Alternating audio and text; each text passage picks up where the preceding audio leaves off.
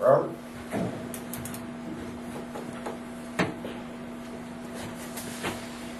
Good morning. Morning.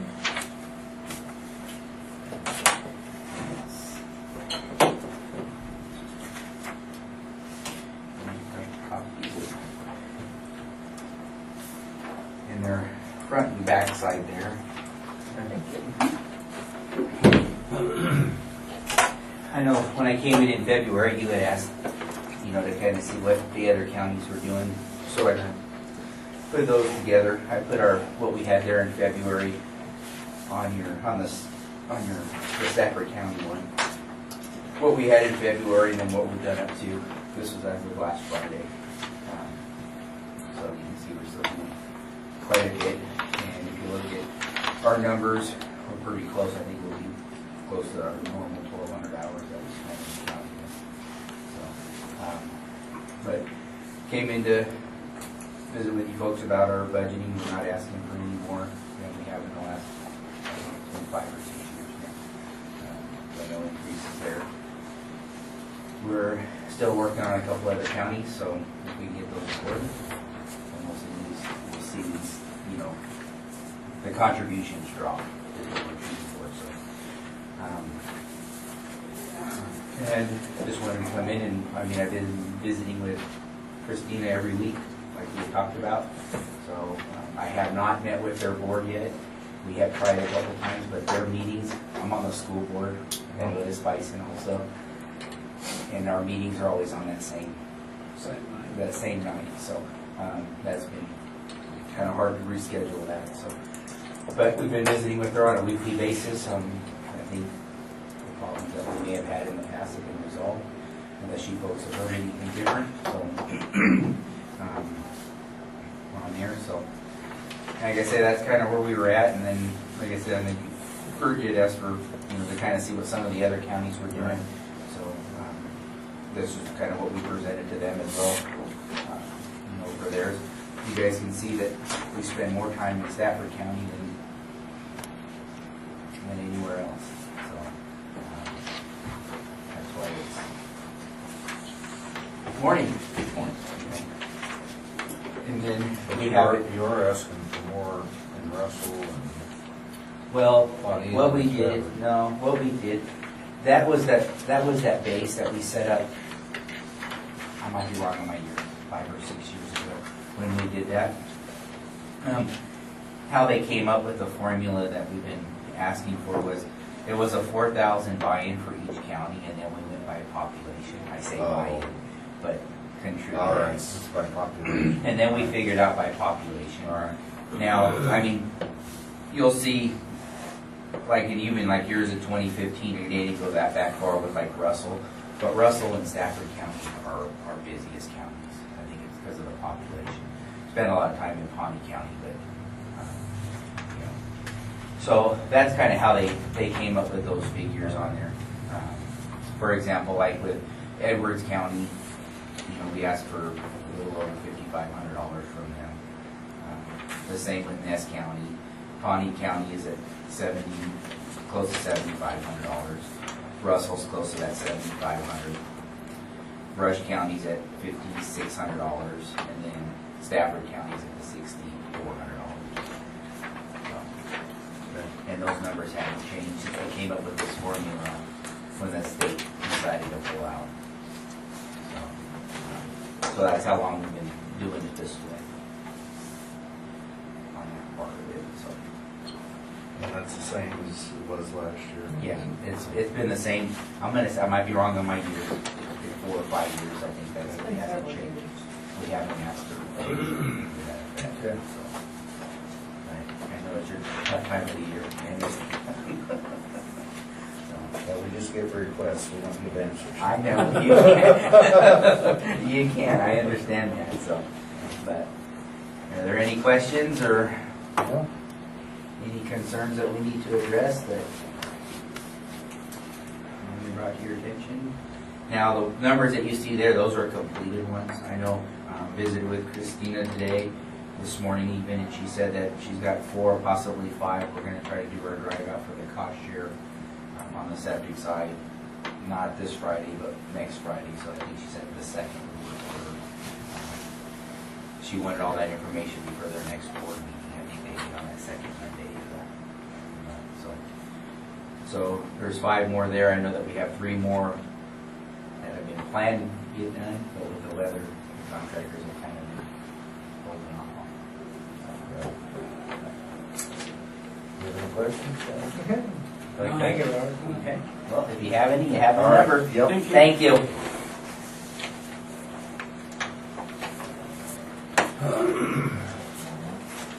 I make a motion to approve the minutes of May 17, 2017. Second that. We have a motion second to approve the minutes of May 17th. All in favor, say aye. Aye. Motion carried. Contractual. Hope not this late. Yeah. We did them right up.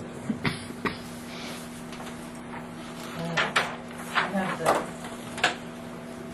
emergency preparedness budget. We didn't change from last year, so Doug just asked me to leave that the same one. So that's what we've done. If you have any questions, we'll have to obviously call me then.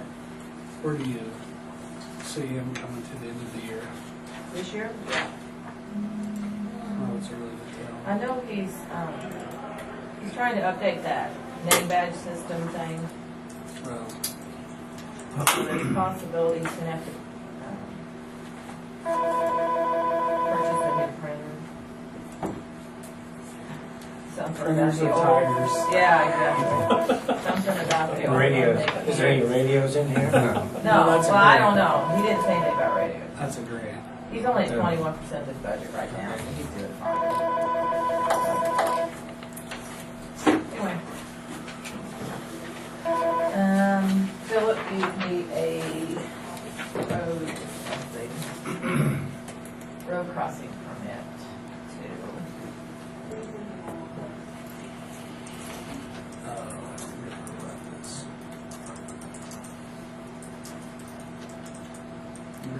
Where did we go?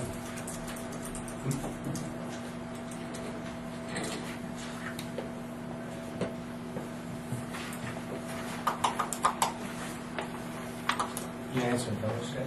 Yeah, I do.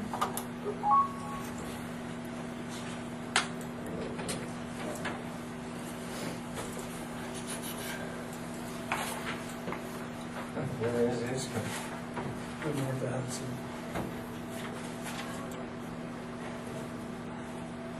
He said they're gonna bore under the road or something.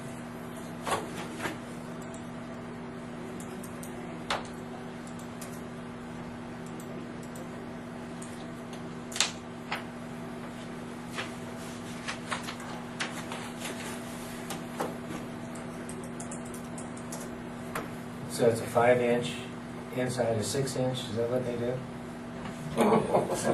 Same 5-inch, Yeah, inside yeah. 6. Sure. We'll go down to. And a depth of 4 feet. You leave. Do you want to talk to Yes, him? up to 4 feet. You want- Well, if he's still in the courthouse, it'll be fine. I can't tell Lisa to call him. Just a minute.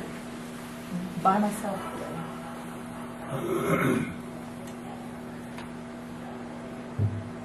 And it's salt water. Mhm.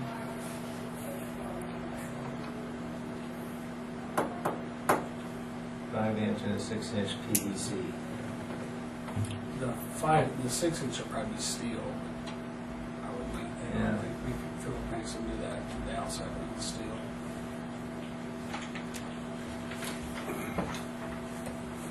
Directional board. You ready for me? Not quite. We can come on in though. Yeah. Yes, it You is. can say We're trying to figure out his road crossing. Here it is, Clay. We will install a 3-inch PVC saltwater line and a 6-inch PVC conduit by directional bore. There shouldn't be any need to dig on the roadside at the fence line. Well, it is PVC. But it is.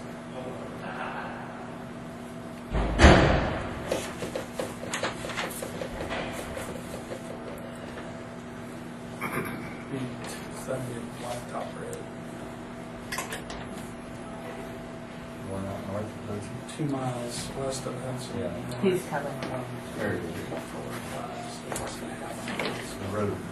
miles. And I thought we made those guys do steel outside and PVC inside. This guy's want to do PVC both. So, no, I mean, as long as it's cased, I mean, You mean, because actually the metal, the PVC would probably be better up there because it's city soil. okay.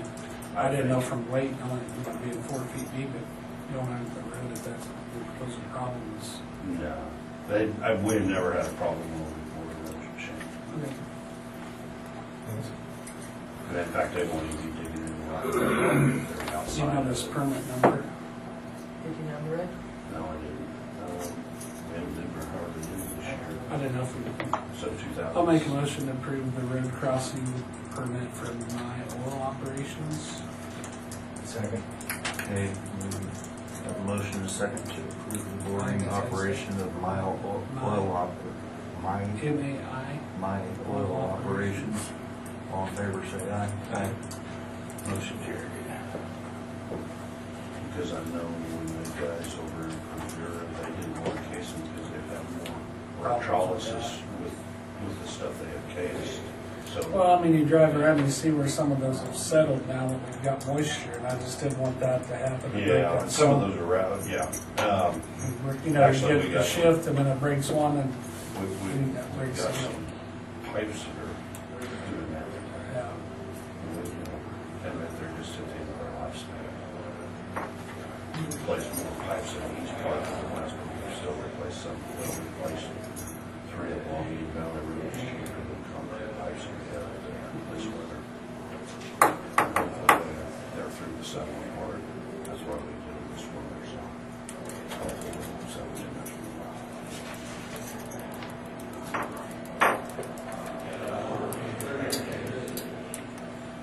So I, Okay.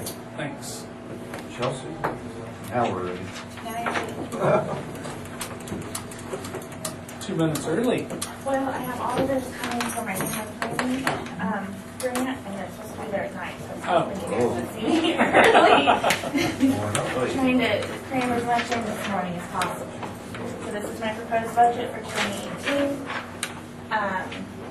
Try to keep it as much the same. The only thing I noticed is like last year we went over on our professional services, which is where we pay everybody out of. So I increased it a little bit.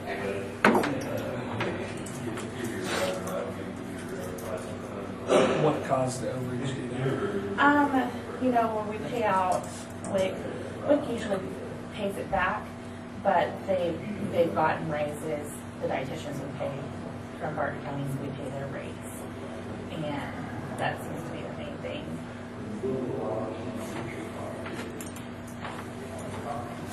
And then this year also, you know, we contracted with the Donovan, where it almost doubled the price by contracting with the new nurse practitioner.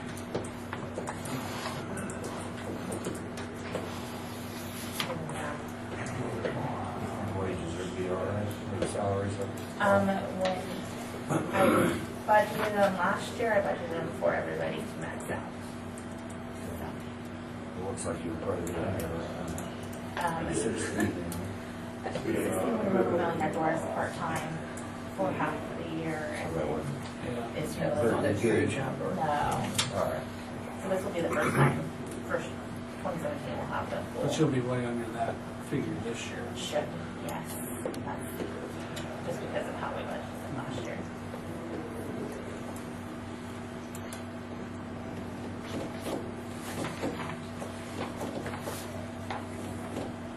That's the only thing, professional services is the only one that changed. Yes, that's the only one I increased. It'll be exactly the same.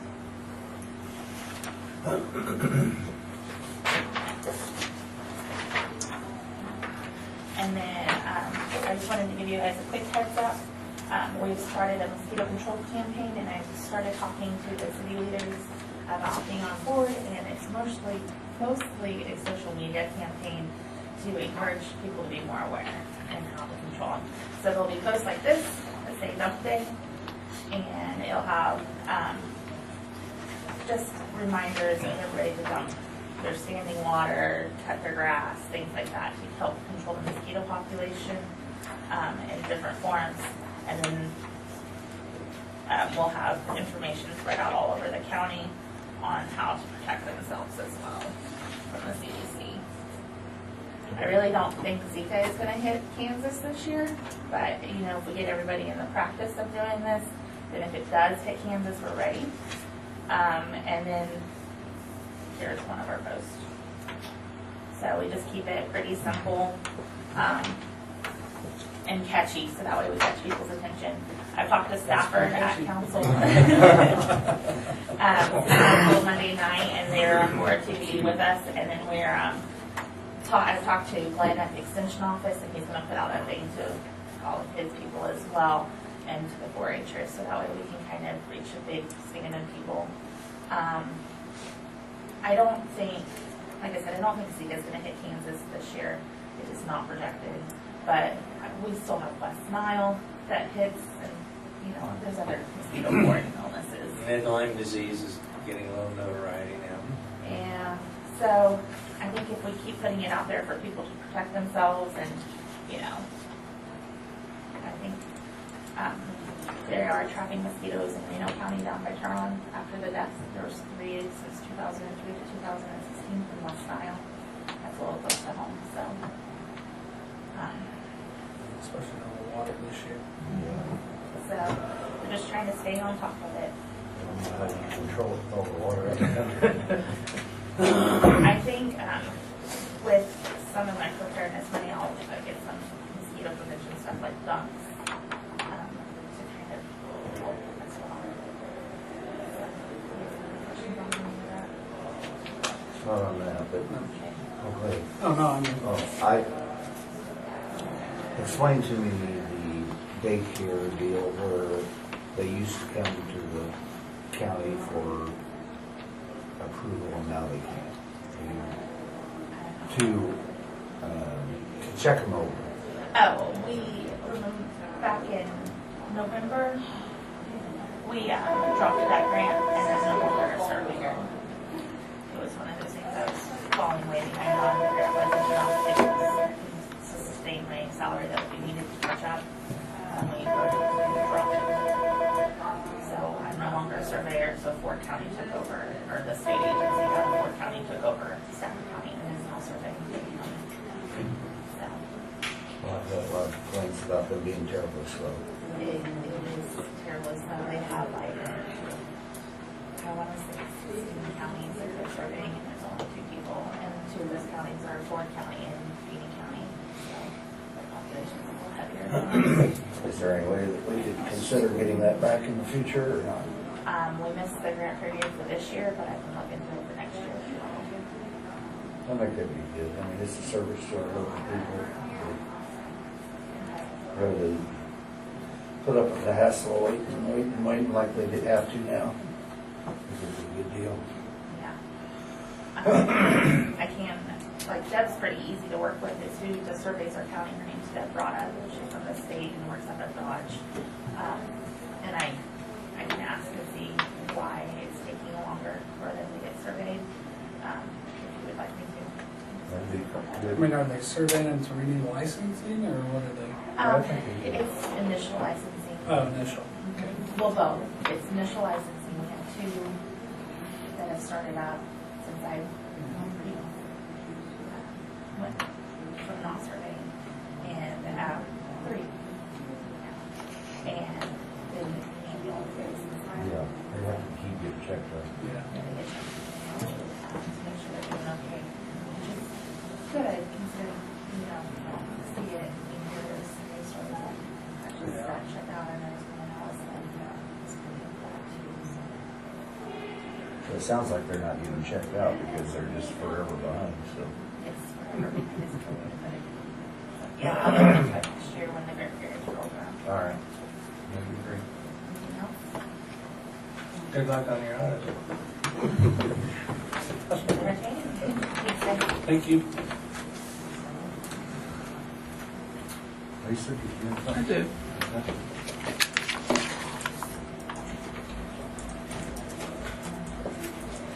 our lease is coming up on our postage machine, the Pitney Bowes. And currently, we pay $1,215 a quarter. And they did two proposals. One with take away the color option on the postage machine, and one with. So the one without the color is only like $10 cheaper than the one with it. So it's where you're going to save the money, though, is not buying the color cartridges. That's going to be your savings. So, but so the one with the color is $1,158.87. It's actually about $100 cheaper a quarter. And the one without color is $1,146.06. How many cartridges you think you buy, or what's that difference? On do the you think? collar, I may be buying 1 or 2 sets a year. Not really very much color, because we mainly use just the red. Sometimes you can put messages on there like urgent or, confidential. You can do that in different colors sometimes, so it'll stand out to people when you mail it.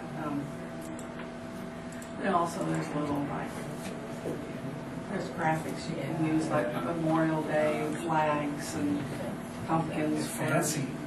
Do you think it's important, like the label confidential or urgent? Do you use it? Yeah, Some I of us use the do. color. Yeah. We do. But it's not necessary. No, it's not necessary, but. It's up to you guys. I really don't. I mean, if it's not a big. It's not going to save any money really on your lease. It's going to be on the cartridges, which I don't think we use that much anyway. So. And they're not like your cartridges in your printer. They dry out before you use them again. They really keep very well.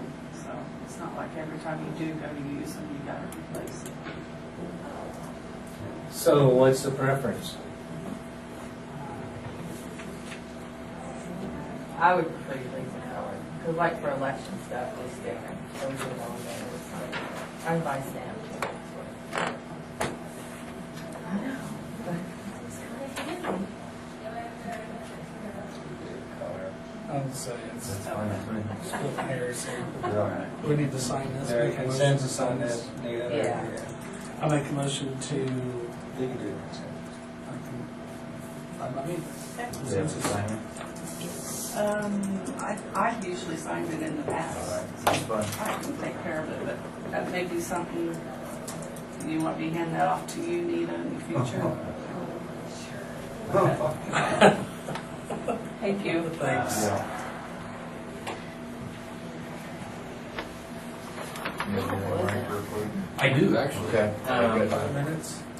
If I have a second, I talked to an attorney Monday, a Jonathan Slater with Morris Lang, apparently, with regard to the tank box. It sounds like, well, when I talked to him, he was very nice, had a good chat with him. As I understood, the road spans 2 townships. One of the townships doesn't maintain it, it's fallen back to the county. Is that accurate? No. That's not accurate. Okay, so both, I think one of the roads is minimum maintenance, or both of them. I don't think they've ever been cleared. The one is. The north-south one North-south is one. It is? minimum maintenance. All right. well, he sent me an email this 5:07 last night. I got it early this morning when I got here.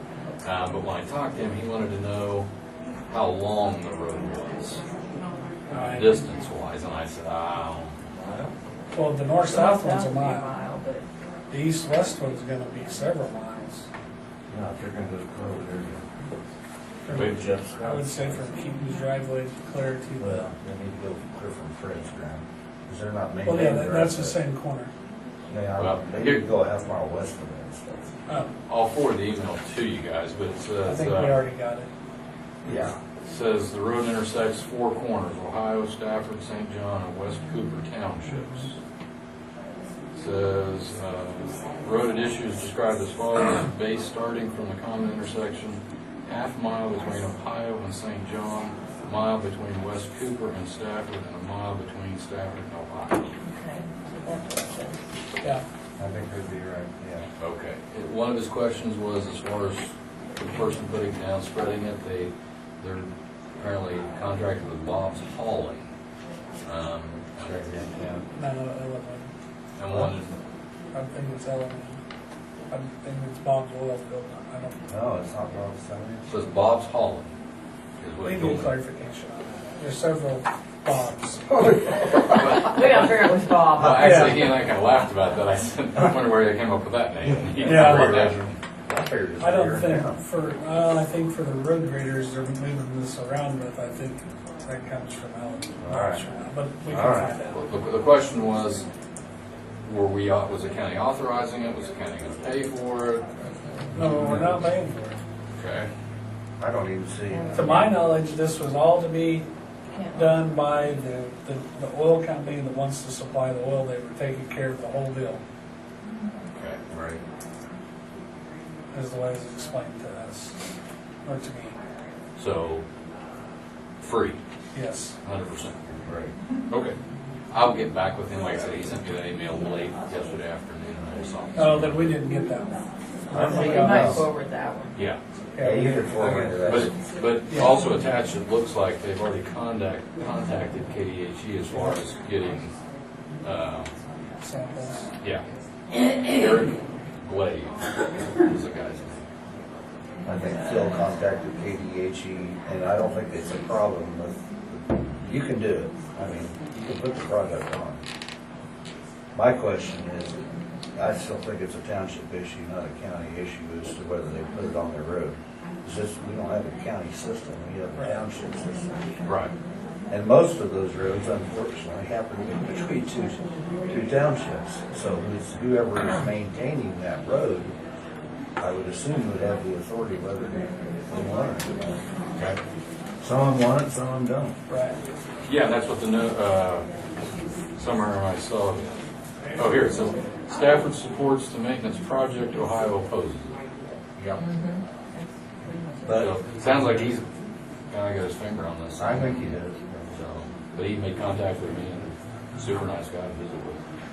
I think it's what they're wanting to do is basically just get everybody on the same page, you know, and want ours, you know, to make sure it's all crystal clear to everybody for even in the future when, you know, the land would change hands or this board or the township boards would change and, you know, and I don't want future problems by this, but if the landowners, current landowners are supportive of it and we, you know, I would hope that the Ohio Township Board would come around to see the light that the land taxpayers want this improvement. Yeah, and he and I discussed having the landowner sign that letter of approval. Yeah. But that would probably be sent to the township. I mean, I think we ought to facilitate something with the township. Yeah, I would want to involve them, you know, and if it means us getting involved and giving a letter of support that we agree, if everybody agrees, you know, I would be in favor of that. As long as everybody's on the same page and KDHE's blessed it, KCC's. You said they were gonna test? They tested it. They've already tested it? Yeah, I think they would put it on. The copy me that email from May 8th, and they were testing for benzene, heavy metals, and chlorides. And that was, what, 2 weeks ago? I think the product is probably Approved and put on. Yeah. And one of these super funds involved with this. But you gotta realize, after they put it on, it's free, but after they put it on, The maintenance you've is got a gotta be- road, you're gonna have to maintain it Right. now, which Well, has they- not been maintained in the past. But they need to be maintaining it. Uh, That's the whole Yeah. issue. I mean, that's the whole problem why they went to this extreme, because the township board has failed to, any other options that the landowner has thrown at the township board, no, we don't want you to do that. Well, now it's got to this point. So, But that road is the same today as it was 50 years ago when I had pastures over there. Right. It's not changed. But if I was a landowner and had a pasture over there, I would want to be able to get in and out. Well, I don't think the access is that worse, Well, probably true. Okay, well, I just want to let you know that. Where that's Yeah.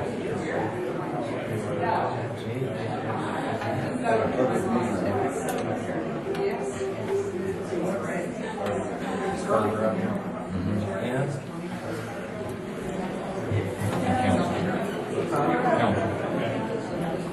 Oh, yeah.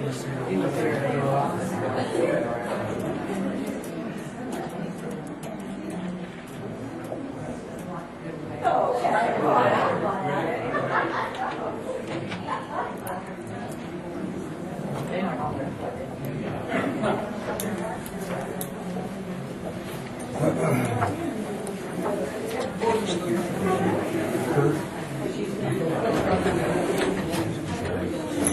Hey there. Just here. Sit down. You just sit there.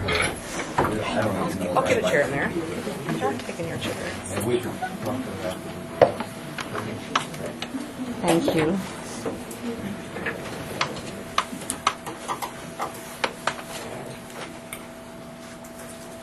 Morning. Morning. You want to do the financials first? Sure. Okay. Sure. How much time did you allot? 30? 30 minutes. We'll go.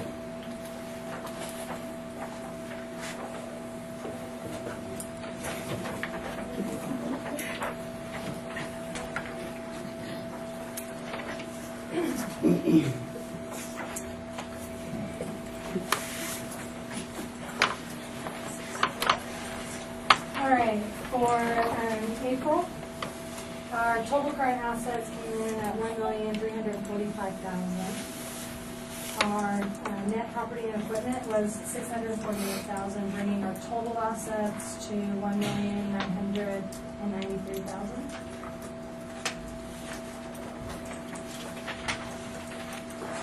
Our total current liabilities came in at $2,507,000. Long-term liabilities at $1,988,000, bringing our total liabilities to $4,495,000. On the income statement side, for the month of April, our total patient service revenue came in at $231,000. Once we take in contractual adjustments, our net patient service revenue was $402,000. Once we look at our other operating revenue, our total operating revenue came in at $450,000.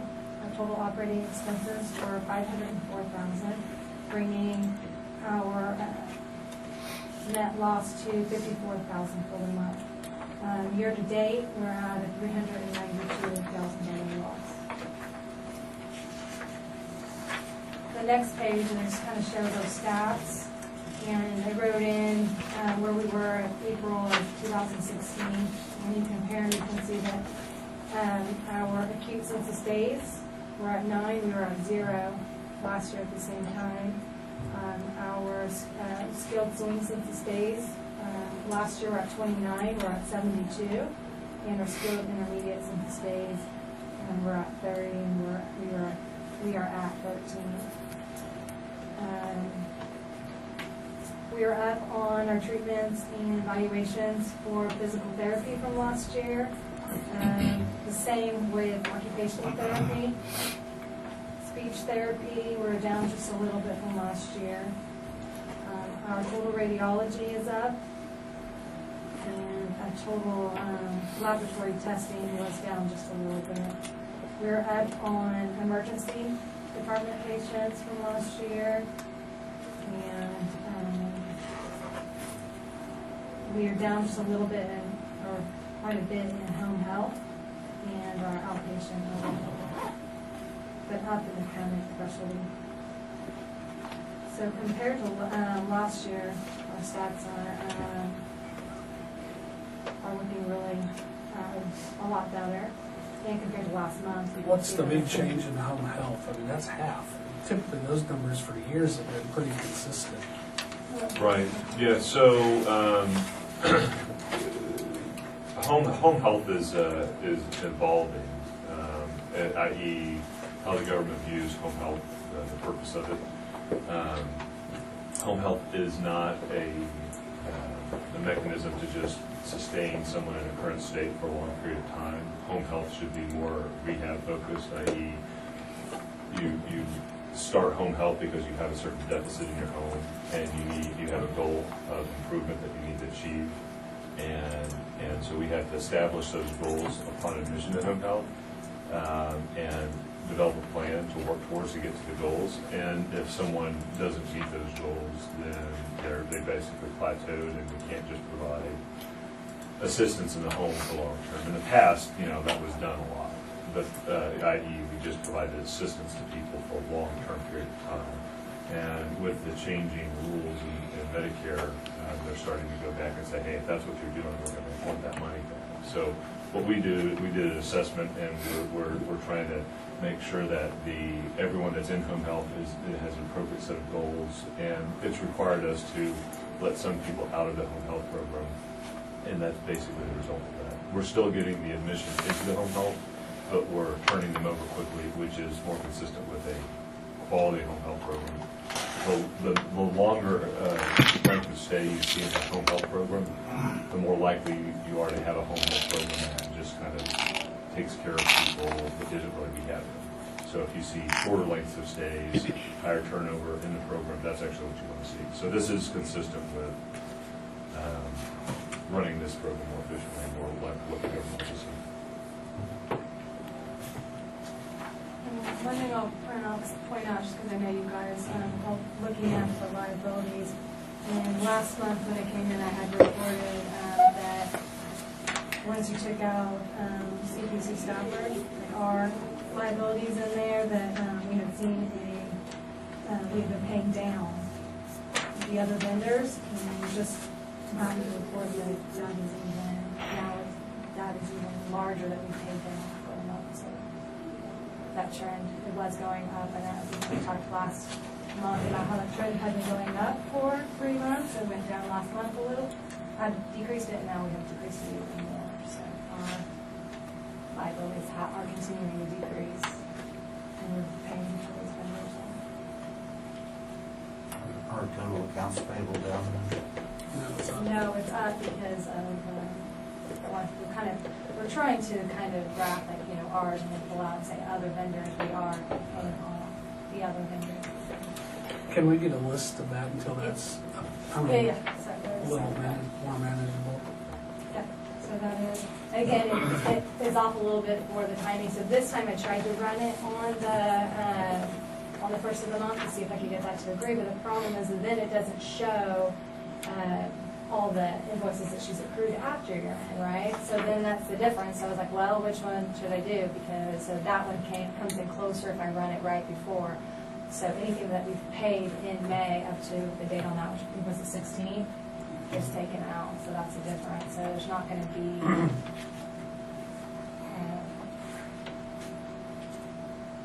a good way to get you somebody that agrees exactly. I'll note there's several reasons we look at non-CPC versus CPC debt that the hospital owes. We like to make sure that we're decreasing other non-CPC vendor debt. Also, the county's expressed a concern with what vendors in general, CPC and other vendors, what recourse they have against the county in the event that the hospital became insolvent, et cetera, which we don't expect to happen.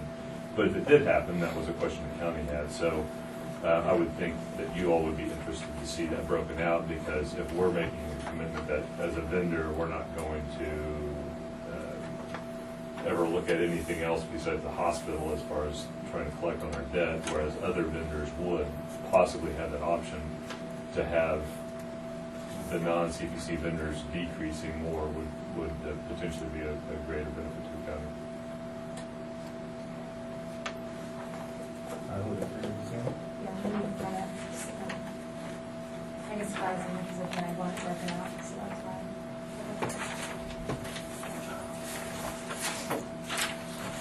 Any other questions on the financials that you can answer?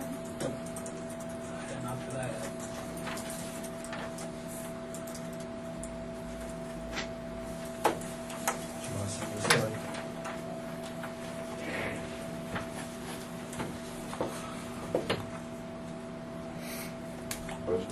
You ready for? Yep. No, ready okay. for the budget.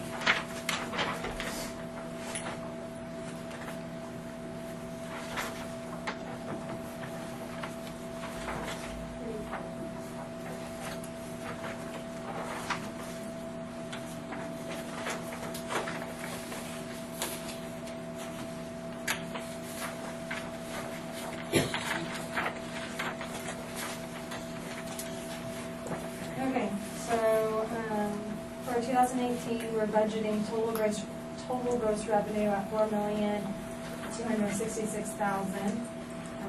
Once we take into account the revenue deductions, which are the contractual adjustments, our budgeted net revenue after deductions is $7,355,000.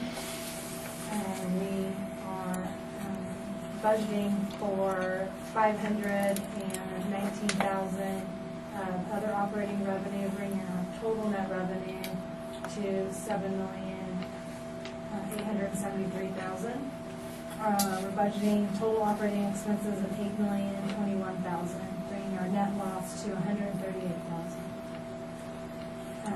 You'll see in the total operating revenue, I made the assumption that in this, that we would be getting taxed the same amount of tax privileges that we got last year. So That's in here. Yeah. yeah, so All right. that's taking that into account. Your other operating revenues at 41,000, what do you anticipate that? What do you, how do you come up with that? Is that memorials and stuff like that? Yeah, so that's scrub and other, they run just small other revenues out of it. So like key, like they do key, Okay. and just random stuff like that. And I kind of just based it out on history of where we were over like the last 7 years, and where we had been so far. And the assumptions, what we try to be is as accurate as possible given a few factors. So namely, we based our figures off a 6 to 7 patient volume with skilled and patient combined. We feel that we can probably do better than that, but we feel that we can actually stand behind the 6 to 7 number for a variety of reasons. Number one, our past experience with hospitals within this proximity of larger urban centers, we've been able to achieve greater results than that within 1.5 years. Additionally, in a short period of time, we've tripled the census of this facility, so we're already at 3. So to say in the next year we get another 3 is very reasonable. Part of that, it didn't just happen that we had a tripling of our utilization of the hospital. It's as a direct result of what we've implemented and our discussions we've had with other hospital systems in the area who are now referring patients to us. So these are patients that other hospitals have wanted to step down, but they didn't have options. For instance, TPN, which is if someone needs nutrition, but they can't take it orally.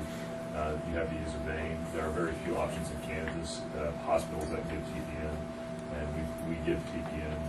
So we're one of only 2 or 3 in the area that do that. So that's created an option for some hospitals that weren't aware that there was another option out there. So once we talked to them, we started to get a stream of patients in.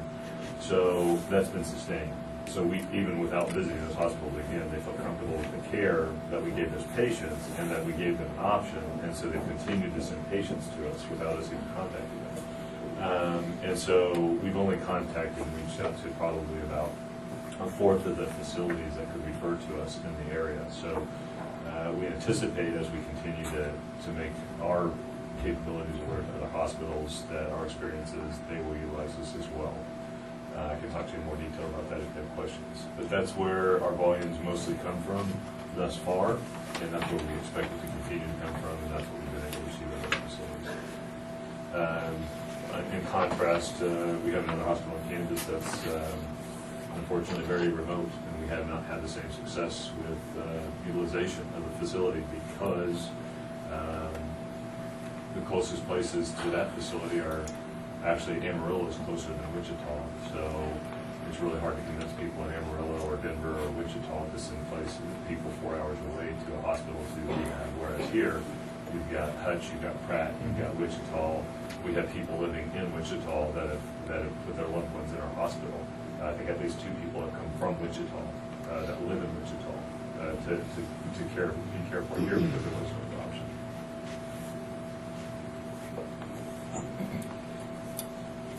Is there any chance with your increased patient load that more money would have to be reimbursed back to Medicare?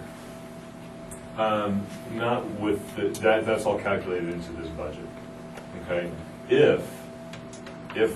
if you keep the expenses of the hospitals the same and you keep the payer mix the same, so there's a bunch of variables. So if you keep those variables constant and you increase the patient load, then the volume of patients, then what happens is the government's currently they won't adjust the rate based on their volume. They'll continue to pay you the same rate that they've established at the last cost report. Well, since all other factors are same except for the volume, that means they're giving us a higher volume of money back. And once you go to a cost report, then we would have to pay that additional volume back. So, but that's not the case here. The other 2 variables are changing. But we have to resource the hospital appropriately for the increased volume. If we're going from 1 patient average daily census to 6 or 7, you've got to increase the resourcing of the hospital. That's reflected in basically a doubling of the expenses. We went from $4 million to $8 million in expenses to be able to sustain the 6 to 7 patients. Also, so our expenses went up, but the other thing that goes up is because most of our volume is coming from referrals from hospitals for skilled care. The majority of those patients are Medicare. So the other variable is our payer mix. And as we see more of those type of patients, our Medicare percentage goes up. So we also get a higher percentage of our expenses back. What's going to be harder at our hospital, because it's a small community, is we've got 3,000-4,000 people in the county. It's going to be harder to increase our outpatient revenue, our outpatient volumes, our ER volumes, our inpatient even volumes, because inpatient's mainly based on either a referral from a local physician or an admission from the ER. Well, if you only have a few patients in the whole county, it's harder to grow that. And we do anticipate some growth in that area. We didn't calculate it into this, so we wanted to be somewhat conservative. But where we see the most growth is referrals from outside hospital for skilled care. Most of that's going to be Medicare. So right now we're sitting at 76% Medicare across the board in the hospital. That's an increase from last year. So oversimplifying it, you get 76% of your expenses back. If we increase to 6 or 7 average daily census, then and all else is the same, and all those are Medicare patients, then it gets us to below 80%. How much is Medicaid? And Medicaid is based on a fee schedule, not a percent reimbursement. All the other insurances are based on the negotiated rate. The Medicaid is a set fee schedule that you can look up online and punch in a CPT code or an EN code and say, okay, for this code, that's how much they pay us or anybody else. Under total revenue, though, you would know how much of the revenue was Medicaid. Okay, so of the 24% currently, do you have it broken out? So 24% is going to be everything that's not Medicare. Your Medicaid, your Blue Cross Blue Shield, private insurance, and your non-insured patients. Okay, so year-to-date, April year-to-date, our Medicaid is at 4.6%. And that's hospital-wide. That's kind of factoring inpatient and outpatient. Yeah. And we base that off our gross revenues. Yeah. When do you have to file your next cost report? Not till this May. Yeah, So May we just 2018. filed, in April, we filed 2016's cost report. So 2017's will be filed May 31st of 2018. Next one.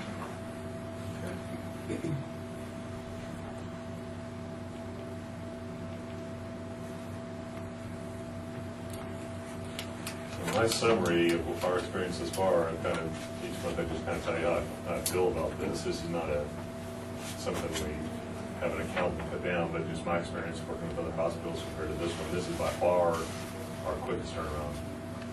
But saying that, not saying that we've achieved our end goal yet, but but the path this hospital's followed is started to turn on quicker than any we've experienced so far.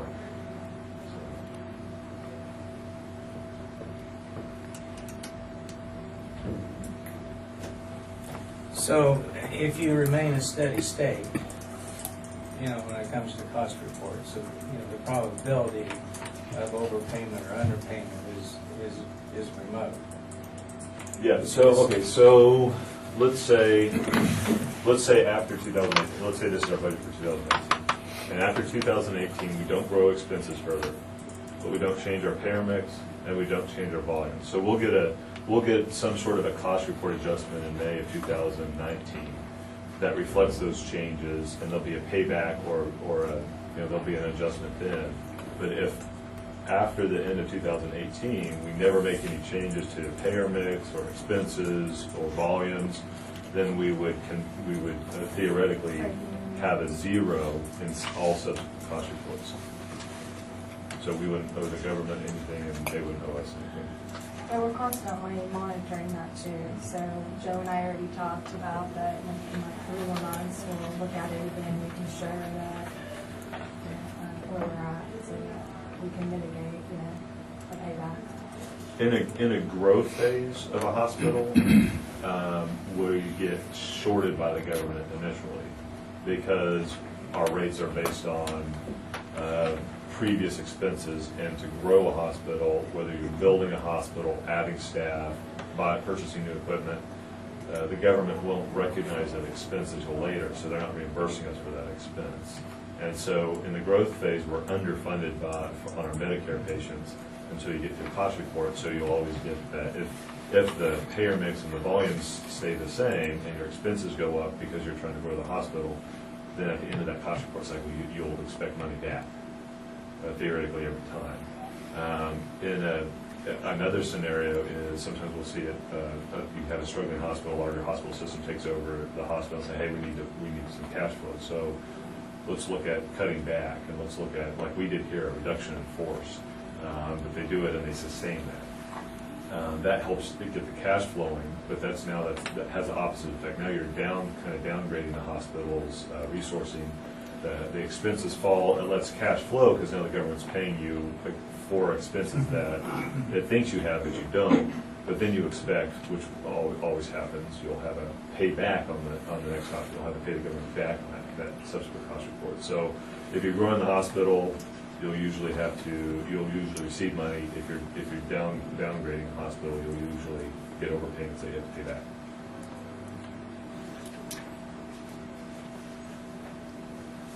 And part of our job is to kind of monitor that and expect that. And these financials are taking those expectations into account. That being said, even when we give the cost report, and if we give the cost report data to the cost report analyzing company in May, at the beginning of May, they will not even give us an indication of whether we're paying back, or they won't give us any indication until about 2 weeks later when they're actually done with the report. So it's really complicated to figure it in. So these are, we generally get within about 10%, 20% tops of what we think we'll be back. Have you ever, I mean, you can, I know you can, but have you ever done an interim cost report in the past, Colin? Yes, we may not do that at this facility this year. Our rates are decent, but in our other facility, it makes a lot of sense to do that because our expenses have gone up, but we haven't got the volume that we've got at this facility, which means if your expenses go up and your volume is down, then you probably have an underpayment that should come back to you. And in those cases, we like to file an interim. Conversely, we sometimes would do an interim if we have received excess money because we really don't want to sit on a lot of money that we have to pay the government back because they'll want interest on that, and et cetera. So if we feel that there's a lot of money, we want to recognize that, set that aside in a bank account, file an interim, and just go ahead and give that back to them to avoid what happened in 2015 where you wait until 2016 mid-year, then you find out you owe $250,000. Then you got to pay that back in payments that you haven't budgeted, and you got to pay a high interest on top of it. So we like to rather be very well where we think we're going to be on the cost report. And if we're getting overpaid, we want to set that aside and give that back as soon as we can. Yeah, that's what Joe and I talked about that, in the next couple months, we should send cost report people, just the data was supplies we know, so just keep that monitored so that, Yeah, the cost report company we have, it's someone a company we engaged out of Dallas. They do a lot. They actually do I think they do the charge. They set the charges for all the hospitals in Texas or something. So it's a pretty well-known company. They are really big on they do forensic audits, et cetera. So we felt they were a good client. We haven't just engaged them to do cost reporting.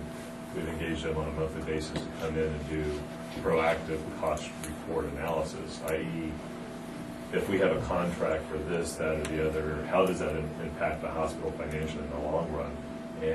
And so every month we're paying them to answer those questions for us and give us analyses on where we should be. So what Katrina's saying is we would, engage them to kind of give us okay, where are we at now? And so then we can give you guys that information. Are you using them now then? Oh, yeah. On a monthly basis? Oh, yeah.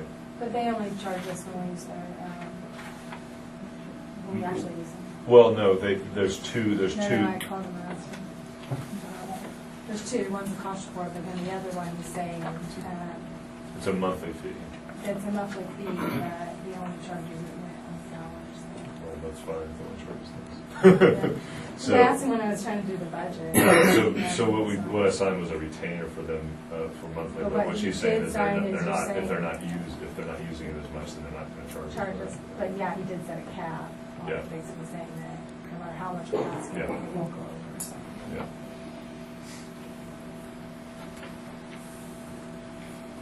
You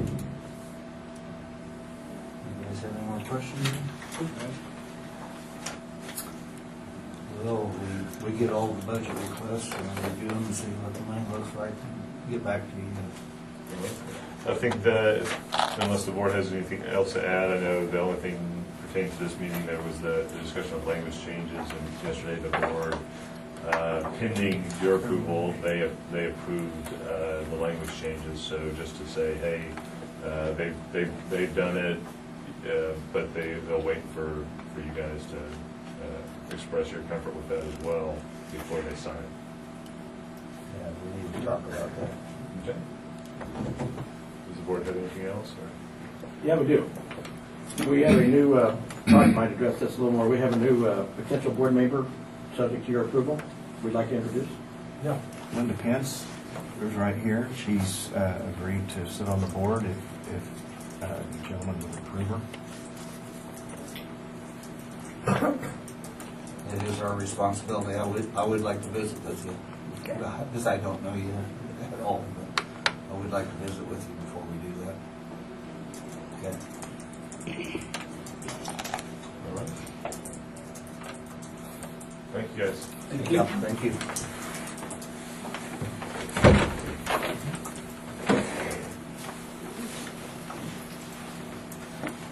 So how do I arrange that? You get a hold of her, or? Yeah, I'll work it out. Have her contact, I think I've got some of her contact numbers. An easy way to Just get write hold your of her. cell phone to your Yeah. phone number on The what now? Put your cell phone on there. Oh, so sure. They can give you a call. You gotta turn that. No. Adjourn? There you go. Thank you.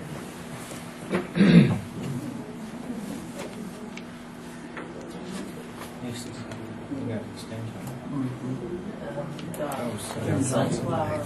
Jim should be out there. He's there.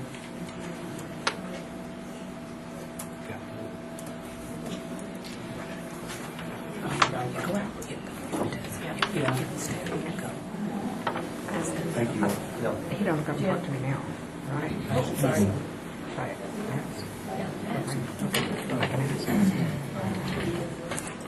Hey. Morning, Jim. Good morning.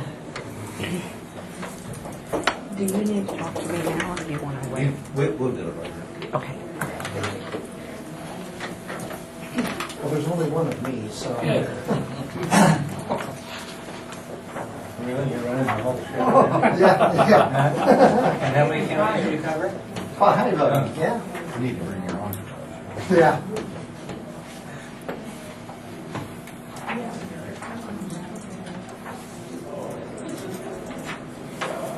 I guess I'll start off by saying what you really want to know is that we're not requesting any increase.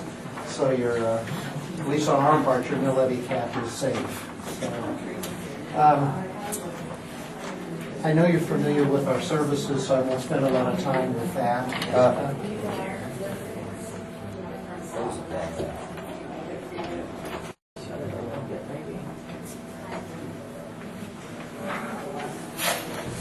That help or not? A little bit. I already have a hearing problem in one ear. What'd you say? Oh, yeah. Which year is that? I'm going like this. I'm going to the DMC tomorrow. That is distracting. Anyway, we, just a description of the services that we provide. And as you know, our emphasis is on early intervention for children birth to 3 years of age, although we do provide a preschool program that's available for all children from 2.5 to 5. But we also in that program offer a lot of special services, physical therapy and speech. And what we found, the reason that we created that particular program was because we were seeing a lot of the children that were leaving our program who weren't qualifying for special ed but still had a lot of developmental delays. In the last 3 years, we've found that, you know, whether we were missing them at the earlier age or if families were still kind of in that mode of, well, they'll grow out of it. And then by the time they got to age 3 or age 4, there were still a lot of developmental issues that just weren't seemingly going away. So that program has been a really important part of what we do that's not supported by county tax dollars. It's strictly supported by some state education funds and tuition paid by parents. Last year we had a total of 154 referrals to the program, which was up just slightly from 141 the year before. We served a total of 249 children in our infant toddler program, not counting the preschool, that received one or more services, whether it was just a referral or a screen or a full evaluation or actually entered into services. Of that number, 35 were Stafford County residents last year. That's actually a pretty significant increase from the year before. I can't remember the exact number, but I think it was 14 or 15. And I wouldn't begin to try to explain what that difference is, whether there was an increase in births in the county or maybe just an increase in awareness on the part of families about the importance of early intervention, early detection. Some of that I know is the kind of almost a bombardment of advertisement and information that's out there with respect to autism. And the need to really get that detected early and begin a program to try to address those issues and in most cases overcome some of the issues that are related to that. So I think families probably are becoming more aware of the need to look into the need to make sure their child is developing at a normal pace. But regardless, that was a pretty significant increase in the numbers served. I know that there's been, you've had questions and concerns in the past regarding your level of support with respect to other counties, and in particular Barton County. Last year we did get an increase from Barton County. We've requested an increase again for 2018, and I'm fairly confident that we will get another increase, whether it'll be the amount that we requested or not. But as I pointed out to you in the past, the way we've addressed the fact that the Barton County tax dollars are maybe not as sufficient as they should be, we implemented what we're calling our Invested Kids Club, and that particular project was established and continues to be geared almost entirely towards seeking contributions from Barton County residents and Barton County taxpayers. So even though the actual tax dollar support might be down, the support of the county and the county residents is where it should be. So we are trying to hold the line on our spending just because there is no particular increase in dollars that are available from federal monies or from state dollars, obviously, and until the legislature gets finished, nobody knows what to expect up there this year or for next year. And even when they do get finished, we're not real sure. So our request from all of the counties, with the exception of Barton County, is just strictly a hold the line budget request. Our major cost in providing services is just like everything else, it's personnel. We're required, in order to qualify for both the federal dollars and state aid, we have to hire certified special ed teachers, special ed early childhood certified teachers. Then we have the cost of certified physical therapists and speech therapists. So in the past, going back maybe 15 years, we maybe had 2 certified teachers and several paraprofessionals. Now, the requirement is almost exclusively for certified people. And to compete with public schools, to provide a salary and to maintain a salary that's competitive, that's where the bulk of our cost comes in.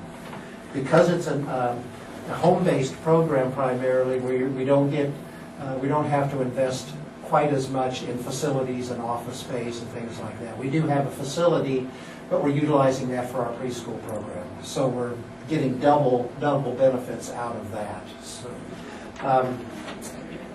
as far as our projections in terms of next year's budget itself, we're looking at pretty much hold the line as far as federal and state money as well. We are looking at trying to increase some of the dollars that come in through our Invest in Kids Club. And then we've reduced actually some of the personnel costs. We now have, with the retirement of our early education coordinator, we've got a person now who is doing part-time speech therapy and part-time coordination. So we've combined that a little bit and got a little bit of cost savings. The difficulty is that with the federal grant, we're required to serve every child who's identified with a need and to provide every service that's needed. So to try to cut personnel is almost an impossibility because we have to have people available to provide the services. But we're fairly confident at this point that state and federal support is not going to get cut significantly. We just released the president's budget proposal from yesterday, but too early, obviously, to see how that might affect services like ours. But we haven't seen any change in federal support through the last really 10 years, and there's been an awful lot of this over that period of time. So there's no reason for us to get worried unduly about what that support might be. So that's our support. That's our situation. One of the things I might also give you, the Great Bend Tribune a few weeks ago ran an article that regarding a family that we're serving, and there's a lot of good information about the services, how where we started with these particular children, and then also a lot of input from the family as to how it's been a positive thing for them. The most important thing of the program that we offer, the key focus as far as the federal program is concerned, is not only on the child but on the family, helping the family to understand some of the things that they're up against, but also to give them the support they need to be that teacher and that development person when our staff aren't there. We can only be in, maybe once or twice a week at the best, and the rest of the time it's the family, it's the parents, that's the teacher. So providing them with the support they need is just as critical as providing the children with the directed services. So it's a really good article. It probably explains what we do and why we exist better than I could, although I could talk a lot longer than that article. But as always, any questions that you have or anything additional you need to know from us, I'm not sure of the date of that article, but I think it was 2 weeks ago, maybe. When I ran it, I wasn't smart enough to put the date on it, so. Is your actual, It's in there for me. right there? Okay. All right. I like the discussion Martin County had on the radio of their commission meeting, talking about our concerns, or other counties' concerns of their aid, I guess, or their Yeah, it was, appropriations. it took me by surprise. It kind of, I think the light finally went off. Well, it was, it's I don't know what made it. Right. Well, I think, no, they had a pretty good discussion. Yeah, they did, because it was kind of like Commissioner Davis asked the question, and my first thought was, do you really want me to answer that? And it's not like they haven't had that discussion before, but it just, all of a sudden, it just kind of seemed like the time was right. He really wanted to know, and whether he didn't catch it before or what. And then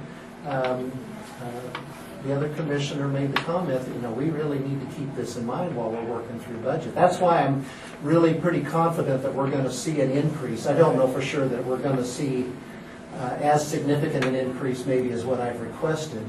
But I think there's a different view with that group now than what there was before. So I find that to be a positive thing. And part of it could be the change of administrator too.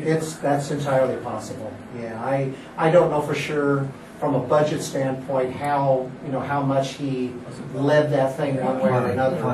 I think plenty. Yeah. So it's going to be interesting to see how they handle the budget process this year with really nobody necessarily the key person, and then understanding, of course, they're faced with the same thing everybody else, that cap is going to is going to pretty much tell the tale when it's all said and done. So, but yeah, I thought it was a good thing too. Yeah. I was pleased that they brought it up. Had to stop my vehicle. And they put it right on the radio. Yeah. What was his question? He wanted to know what the level of support was for each of the other counties. All the other counties. Yeah. And I didn't have the numbers right at hand. Right, yeah. And I think one of the counties I overstated. I think yours was one of them. I think you said around 20 or so. And I think I said 30. 30. Yeah. So if you want to change the number, feel free. The commissioner that spoke up said, "Well, if Stafford County, county their size is doing that, then we really need to reevaluate this budget." Yeah, so if you don't want to make a liar out of me, go ahead and change the number. But yeah, it was a kind of a golden moment. So we'll see what comes of it. I think there'll be some good things that'll come out of that over time. As always, if you got questions, just give us a call.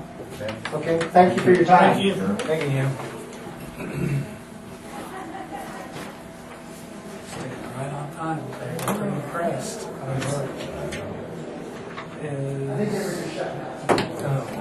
Glenn out there? Glenn's out there.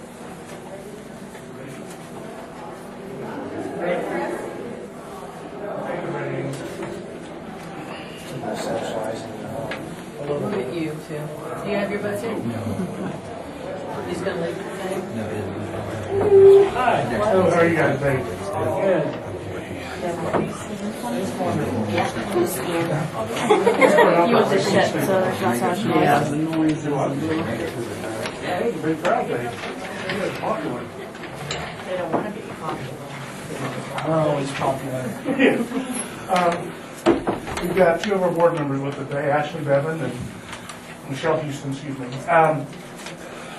This is our budget we proposed, our budget put together earlier this month. We knew with the freeze from the tax lien things, we need to keep it fairly close, and that's what the board did. They are not asking for any raise. We got $149,873 last year, and that's where the board kept it at this year. There is an increase in the total dollar amount, but that's because of some carryover we had last year that we're pledging of our own money to the budget. However, we did find out yesterday that the state is probably going to end up cutting the state funding about 2.5%. The board didn't know that when they put this together. On our state portion, that's only gonna be probably around $1,000, give or take, depending on what the final cut becomes. So I don't know what, if the board may end up redoing the budget. I hope not. I mean, I don't know what's gonna happen here. So, just so you're aware. Any questions about the budget? How do you know what the state's gonna do? Well, we don't. That's just what they told us yesterday, that there's proposed, actually, they're proposing the university. They're proposing the unit, well, we hadn't heard this till yesterday. Amy got it in an email. From my association and their pupils had said that. And I called our director yesterday, talked to her after that, and she said actually universities, they're proposing a 4 to 4.5% cut on it, but they're only gonna pass down to extension at 2 to 2.5, hopefully. So, but you're like everybody else, you won't know until it's over, until you're done. So that's where the budget stands at this time. Like I say, you have any questions or concerns or? The question had come, or we talked to you guys last month a little bit about districting. Yes. Just to keep you up to date, the board has looked at several counties and been talking. They did vote at the last meeting to pursue a district with Reno, Rice, and Kingman County. We talked to some other counties earlier, and their counties were not probably in the same point we are. Their commissioners weren't really interested in districting, and some of the boards weren't. And so that's why because Reno County is, and financially, it's a good move with Reno County. Also, though, not only that, because I think Clayton last time talked about the specialization, they have 5 agents. We have 2, there'd be 2 from Rice and 2 from, so you're looking at an added increase of benefit of specialization and agents that our county would have access to going that way instead of going to some of the other counties where they've only got 2 agents. And we're looking like, in a 4 county, you're looking at 9 agents, yes, no, 11. 11, yeah. Got my math wrong. 11 versus if we went the other direction with 3 or 4 counties, you're only looking at 8 agents. So financially and specialization-wise, that would be a big plus. Have any thoughts on that or concerns or? I'm glad you went that direction instead of, what we were talking about earlier. Now, did Barton and Ellis are And going Ellis. into. They will go in July Just 1. Yeah. Yeah, they will take July 1. So are we at a point where you're going to name this district, or No. is it still Not yet. preliminary? Yeah. We're still ways, although we will probably, if everything goes, Reno County wants to move fairly quickly on this because they got burned, kind of talking to some other counties earlier they thought was going to work, and then got backed out on. So, and they really want to be in the district by 2018, by July of 2018. And if that's the case, they'll probably be bringing a resolution to you guys to sign probably sometime in June or July, if things proceed like they are. And the way the motion was made by Reno County, and our board carried through the same motion, was to pursue a district with those 4 counties or a combination of those counties if one of them decides they're not ready to go at that time. So like I say, sometime. Now, let's say one of them don't, can they always join later? Yes. Okay. Yeah, you can always bring other counties in later. And like we've talked about before, we never wanted to be first in this, but we didn't want to be last either. And I'd like to be in on the ground floor if we're going to do it, just because that way we have some say as a county. And the first time it goes into a district, you guys will appoint the 4 board members. There's 4 board members from each county we've talked about, so you would appoint those. And then after that, they'd be elected at a general election, alternating years. Is there 4 from each county? There's 4 from each county. 4 for each county for just 1 year. Actually, no, it's not 1 year, is it? No. I thought it's, well. Initially? 2 years, or 4, but in 4 years, but they're staggered. Because eventually they'll be So on the then ballot. 2 years at a day of Right. Right. Yeah. Yeah. Eventually they'll be on the ballot? Yeah, Yeah, they on the- eventually they go to the. They have on to the file and- rotation. They have to file just like the school board would do. Yes. Really? And like I said, the concerns that we've heard from a district, people are concerned about, well, you've got another taxing authority out there. Well, you know what, these are all farmers, business people, homeowners. Do they really want to raise their taxes more than what's needed? So, I don't think that's a big concern. Because you look at school boards and things, they're not really out there raising taxes so high you can't live with it either. So these are taxpayers just like everyone else. So, like I say, if that's, So this would be the 7th or 8th district? I don't know, it would be 17th or 18th. 17? Yeah. Yeah, 17th or 18th. Getting up there. Well, I haven't looked at the map lately. Yeah. There are no districts in the southwest area right now. There are several counties talking. So Stafford County is actually in the southwest area, but Reno County is in the southeast area. So basically that line is just going to disappear. And I think Rice is in northeast. Yeah, we're just right in the middle there. The line would be blurred, and that's not a problem. Because like right now, Kingman County is in southeast for administrative, and they're southwest for specialists. So our ag specialists, back specialists, those come out of the southeast, or southwest. So it's really not a big problem. That's good. But like I said, I told Reno County I would call them this morning after meeting with you, and if you had concerns, they need to know, because they want to move forward. I think it's a good idea. Thank you all very much. And here's a copy of that has her actual signature, so you can have that to sign over there. Okay. Nita, Thank you, I guys. wanted me to ask you, are you going to put out the public notice for the airport meeting on June 7th? I don't usually. Okay, she didn't know, okay, I can tell her to, okay, she didn't know if there was a certain like protocol you had to follow or anything. And then is the community room available June 7th at 7? Conversation. Okay. I'll let you know. All right, thank you. It wasn't heated, just out. Layout. See you later. Thank you. Okay, Southwest Kansas Area Agency on Aging is requesting $1,000 for next year. That was last year. Yeah. Is that for budget purposes or? Well, they come out of the appropriations line item, which I always include $2,000 in Put there. something on Facebook. So that just comes out of that appropriations line item. They get half of it. So do we need a motion? No, we'll just put it in the budget folder, but I just want you to be aware of it.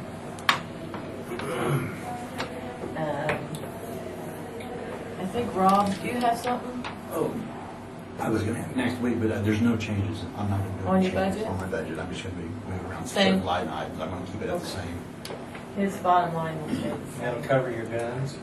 That's a totally Separate. different deal. That doesn't come out of the budget. But you guys aren't meeting next week, so he'll bring it I think you were, whatever day it is, I'll have to. 7. Yes, that's the next meeting. Because Melissa will be here with the audit stuff that day. Carl's gonna certify values for me tomorrow. I should get state assessed by June 1st, so I should have values by 7. You should know. Better hurry up. I'm not time. Hey, you tell me. And you need to make a decision about C. Kelly, because you send the letter or Right. as soon as you can.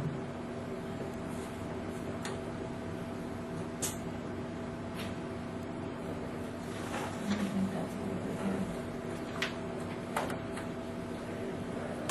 While we're together, I think we I'm need gonna to. make a motion. All right. I'll make a motion that we adjust the salary back to include $5,000 for Luann Brister Register of Deeds, I'll second that. effective June 1, 2017. We have a motion and a second to increase Lynn's salary back by $5,000 on June 1. All in favor, say aye. Aye. Aye. Motion carried.